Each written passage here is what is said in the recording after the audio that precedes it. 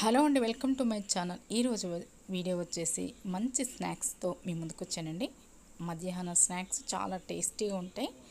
అదేంటో ఇప్పుడు వీడియోకి వెళ్ళి తెలుసుకుందాం. ముందుగా ఇక్కడ బొబ్బల పప్పుని పొద్దున్న నానబెట్టి మధ్యాహ్నం శుభ్రంగా కడిగి గాలించి ఇలా జల్లిపుట్లో వేసుకున్నానండి. నీళ్ళన్నీ పోయాక నేను మిక్సీ జార్లో వేసి అల్లం ముక్కలు ఇలా కట్ చేసి మెత్తగా పట్టుకుంటే మంచి క్రిస్పీగా చక్కగా లోపల సాఫ్ట్గా వస్తాయండి. ఇలా మెత్తగా పట్టుకోవాలి. తర్వాత ఇక్కడ మూడు ఉల్లిపాయలను తీసుకున్నాను.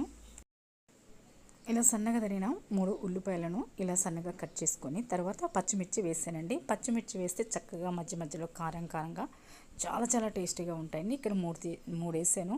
ఒక పిల్లలు ఉంటే మాత్రం చిన్న పిల్లలు అవాయిడ్ చేసేయండి, వేయకండి.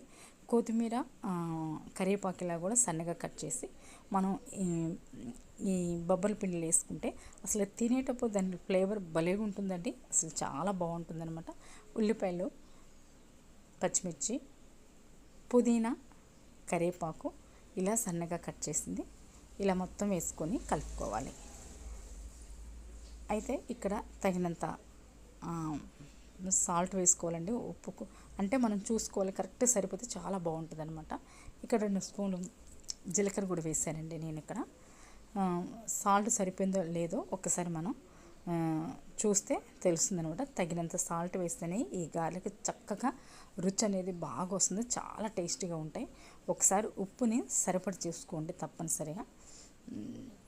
ఒకలా హై బీపీ ఉండాలి, కొంచెం తక్కువ వేసుకోవచ్చు, ఏం కాదు.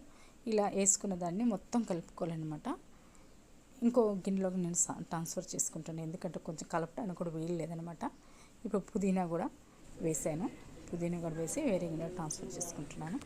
వేరే గిన్నెలో వేసుకొని ఇలా బాగా కలుపుకొని 5 నిమిషాలు పక్కన పెట్టి అరిటాకు తీసుకున్నానండి. అరిటాకు బదులు ప్లాస్టిక్ కవర్ కూడా తీసుకుంటే ఇలా చేతిలోనే ఇలా చక్కగా చేయాలండి. ఇలా చేసి అరిటాకుకి తడి రాసి చక్కగా మనం ఇలా ఒత్తుకొని ఒక హోల్ చేసి పెట్టుకుంటే అసలు ఎంతో టేస్టీగా ఉన్నాయండి. అరిటాకులతో చేసిన గారెలు చాలా బాగున్నాయి.